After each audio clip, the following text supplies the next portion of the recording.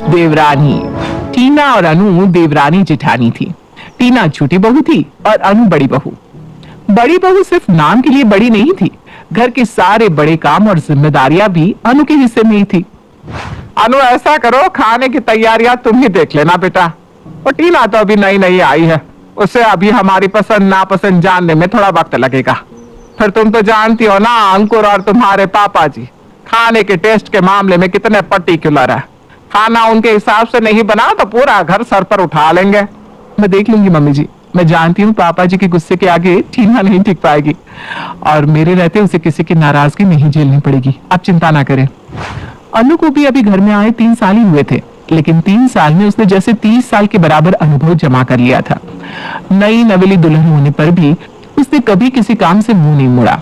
ससुर के गुस्सैल स्वभाव से डरे और घबराए बिना अनु ने न जाने कितनी ही बार उनकी डांट खाई, लेकिन हार नहीं मानी। कुछ ही दिनों में अनु पूरे घर की जान बन गई थी। ऐसा कोई काम या सामान नहीं था जिसकी जानकारी अनु को ना हो। जब मैं शादी करके आई तो मैं अकेली थी, मेरी मदद करने वाला यहाँ कोई नहीं था, लेकिन टीना के लिए तो मैं हूँ। मैं कभी नहीं चाहूंगी कि पापा जी और अंकुर का जो गुस्सा मैंने झेला, टीना भी वो सब बर्दाश्त करे। अनु चाहती थी कि वो धीरे धीरे टीना को घर में सबकी पसंद के अनुसार ढलना सिखाए, लेकिन आपने वो कहावत तो सुनी होगी ना कि उंगली पकड़ाई तो पहुंचाई पकड़ लिया। कहने का मतलब है कि देवरानी टीना ने अनु के लाड़ प्यार और समझदारी का गलत ही मतलब निकाल लिया था। उसे तो काम चोरी और जेठानी पर ऑर्डर चलाने की आदत हो गई थी। टीना पूरा पूरा दिन बढ़िया से सज सवर कर यूट्यूब पर मेकअप वीडियो देखती, जबकि जेठानी अनु अकेले ही घर के कामों में उलझी रहती। धीरे धीरे समय अपनी चाल से आगे बढ़ता रहा और दोनों देवरानी जेठानी 2 बच्चों की मां हो गई, लेकिन टीना के रवैये में अभी भी कोई अंतर नहीं आया था। घर में इतना काम रहने लगा था कि अनु को बस काम के अलावा कुछ सूझता ही नहीं था। अनु भाभी, वो टीना भाभी घर पर है क्या? हाँ हाँ है ना, तुम बैठो, मैं बुलाती हूँ उसे। टीना और रीटा भी बात कर रहे थे कि अनु चाय देने के लिए उनके कमरे में जाती है तो देखती है कि वो दोनों उसके बारे में ही बात कर रही हैं। टीना भाभी, आपका स्टाइल, ड्रेसिंग सेंस और फैशन की तो पूरे मोहल्ले में चर्चा है, मानना पड़ेगा आपको। और आपकी इंग्लिश और ये भूरे बाल देखकर ना, हाँ, अंग्रेज भी एक बार का गच्चा खा जाएगा। अरे रीटा, क्या बात कर रही है? वो तो मैंने बस ऐसे ही कलर करा लिए थी। वैसे तो मुझे भी ना ब्लॉन्ड कलर ही पसंद है, मेरी पर्सनालिटी पर सूट भी करता है। और तुम्हारे भाई साहब तो कहती है मेरी नेल एक्सटेंशन देखकर उनका मुझसे कोई काम कराने का मन ही नहीं करता, कहीं मैली ना हो जाए। भाभी, कल तो मोहल्ले की औरतें बातें कर रही थी कि टीना को तो ग्रूमिंग क्लास शुरू करनी चाहिए ताकि सब आपकी जैसे इंग्लिश बोलना और पर्सनालिटी डेवलप करना सीख सके। अच्छा भाभी, जब आप पर्सनालिटी कोच बनोगी ना तो सबसे पहले अपनी जेठानी को ही ग्रूम करना। मुझे लगता है सबसे ज्यादा अनु भाभी को इसकी जरूरत है। अरे भाभी, कहाँ आपकी डिजाइनर साड़ियाँ, स्लीवलेस ब्लाउज और कहाँ उनकी घरेलू काम वाली टाइप साड़ियाँ और उलझे बाल? आपको उनके साथ का कोई मुकाबला ही नहीं है भाभी। आपकी सास क्या भांग पीकर उन्हें पसंद करके ब्याह कर लाई थी? इतना कहकर दोनों ठहाका लगाकर हंसने लगती है। पड़ोसन रीटा के मुंह से अपनी तारीफ सुनकर टीना बहुत इतरा रही थी, लेकिन दरवाजे पर खड़ी अनु ने जब ये सारी बातें सुनी तो उसे बहुत दुख पहुंचा। जॉइंट फैमिली में सबके काम निपटाते हुए कब सुबह से शाम हो जाती है पता ही नहीं चलता। खुद के लिए समय निकाल ही नहीं पाती, क्या करूं? अब तो ये बिखरे बाल ही लोगों के लिए मेरी पहचान बन गए। अनु अभी सोच ही रही थी कि उसका बेटा उसके पास आता है। मम्मा, कल स्कूल में मेरा पीटीएम है, मैम ने कहा है आपको भी आना है। अरे बेटा, कल सैटरडे है ना, सबकी छुट्टी होती है, मेरे पास बहुत काम रहता है, तो ऐसा कर पापा को साथ लेकर चले जाना। हाँ क्या मम्मी, हमेशा आप पापा को ही पीटीएम में भेज देते हो, सबकी मम्मी आती है और इस बार तो टीचर ने स्पेशली कहा है कि आपको आना ही है, वो कुछ डिस्कस करना चाहती है। बेटे की बार बार जिद सुनने के बाद आखिर में अनु पीटीएम में जाने के लिए तैयार हो जाती है। अगले दिन, अनु, आज छोले भटूरे बनाना नाश्ते में, और हाँ, तुम्हारे हाथ के खाने हैं, तुम छोटी पर कहा मत तोड़ देना।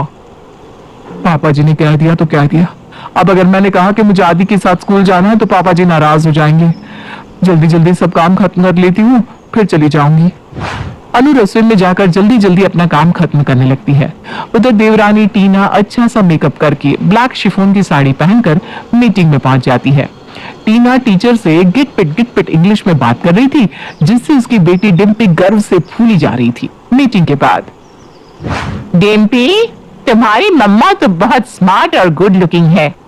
आपको भी अपनी मम्मा की तरह अपनी इंग्लिश स्पीकिंग स्किल इम्प्रूव करनी है। जी मैम। घर के किसी भी काम में हाथ लगाए बिना अनु मीटिंग अटेंड करके घर लौट आई, जिससे उसे भर भर कर तारीफें भी सुनने को मिल गई थी।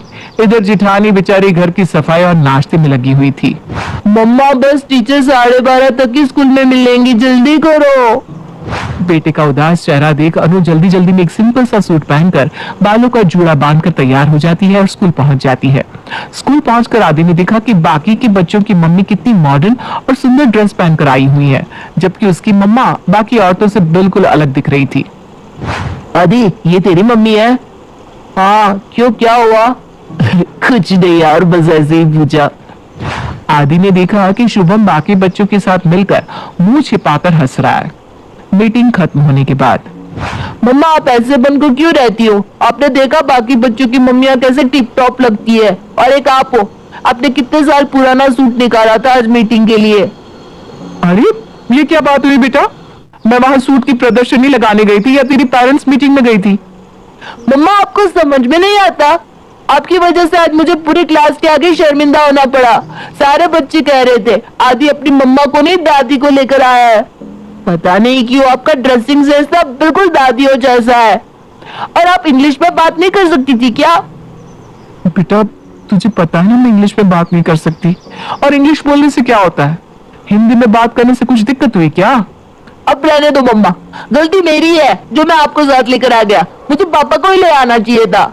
अगले दिन स्कूल से आने के बाद आदि अपनी दादी के पास जाता है। दादी आप पापा को बोल देना आज के बाद वही मेरे साथ स्कूल मीटिंग में जाए। मम्मी ने तो स्कूल में जाकर मेरी बेइज्जती ही करवा कर रख दी।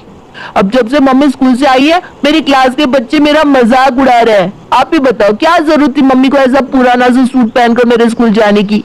और क्या मेरे लिए वो इंग्लिश बोलना नहीं सीख सकती? आपने मेरे पापा की शादी ऐसी अनपढ़ लड़की से क्यों करवाई दादी? अगर मेरी भी चाची जैसी मम्मी होती तो कितना अच्छा होता। मैं भी सारे दोस्तों के सामने इम्प्रेशन झाड़ता और क्लास में भी सब मुझसे इम्प्रेस हो जाते। ये कैसी बात कर रहा है बेटा तू? तुझसे किसने कहा कि तेरी मम्मी अनपढ़ है? जब तेरी मम्मी शादी करके इस घर में आई थी ना, तो वो इंटर कॉलेज में संस्कृत की गेस्ट लेक्चरर थी। वो तो घर की जिम्मेदारियां और तेरे जन्म के बाद उसने नौकरी छोड़ दी और घर गृहस्थी में ही रम गई। जिस माँ ने अपना करियर तक इस परिवार के लिए दांव पर लगा दिया, आज उसके साथ जाने में उसके बेटे को शर्म आ रही है। बेटा घर में जो ज्यादा जिम्मेदार होता है ना, उसे अपने बारे में सोचने का समय नहीं मिलता। तेरी मम्मी दिन के 24 घंटे सिर्फ हम सबके लिए ही जीती है, और जो अंग्रेजी ना बोल पाए वो अनपढ़ होता है क्या? ऐसा किसने कहा तुझसे?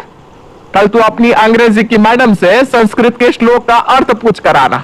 बता पाएगी वो? नहीं ना? तो बेटा किसी की शिक्षा को एक भाषा से थोड़ी ना आंका जाता है। और तेरी चाची करती क्या है लाली लिपस्टिक लगाने के अलावा? उसके दोनों बच्चों को भी अगर अनु टिफिन बनाकर ना देना तो रोज भूखे ही जाएंगे स्कूल। तू ही बता, आज तक कभी चाची ने तुम चारों को कुछ पढ़ाया है? कौन तुम्हारा होमवर्क कराता है? कौन पढ़ाई से लेकर खाना कपड़े हर बात का ख्याल रखता है? मुझे माफ कर दो दादी, मैंने तो ये सब कभी सोचा ही नहीं था। आप सही कहती है, मेरी माँ जैसा और कोई भी नहीं है। मैं आगे से कभी मम्मा के बारे में ऐसी बात नहीं सोचूंगा। अनु बस बहुत पीस चुकी तू इस घर गृहस्थी में। अब समय आ गया है कि तू भी अपने ऊपर ध्यान दे, वरना इस तरह तो ये समाज तुझे बिल्कुल किनारे कर देगा। बेटा दूसरों के लिए जीने वाले की कोई अहमियत नहीं होती, इसलिए अब तू अपने बारे में सोच। मैंने आदि की प्रिंसिपल से बात कर ली है, वो मेरी पुरानी सहेली है। उसके स्कूल में संस्कृत के टीचर की जरूरत है, इसलिए अब तो स्कूल में पढ़ाने जाएगी। लेकिन मम्मी जी अगर मैं बाहर जॉब करने लगूंगी तो घर कौन संभालेगा? क्या तेरी देवरानी है ना, बहुत लाली लिपस्टिक लगा ली उसने इतने साल। अब तू अपना देख, घर वो संभालेगी। अनु ने स्कूल में जॉब ज्वाइन कर ली। अब वो अच्छे से बन ठन कर सवेरे स्कूल के लिए निकल जाती और पीछे देवरानी टीना पूरा परिवार संभालती। इंग्लिश देवरानी अब कहीं भी जाती है तो जल्दी जल्दी में ऐसे ही बालों का जुड़ा बांध लेती है क्योंकि उस बेचारी के पास आजकल ग्रूमिंग के लिए समय कहाँ बचता है। Please subscribe this channel.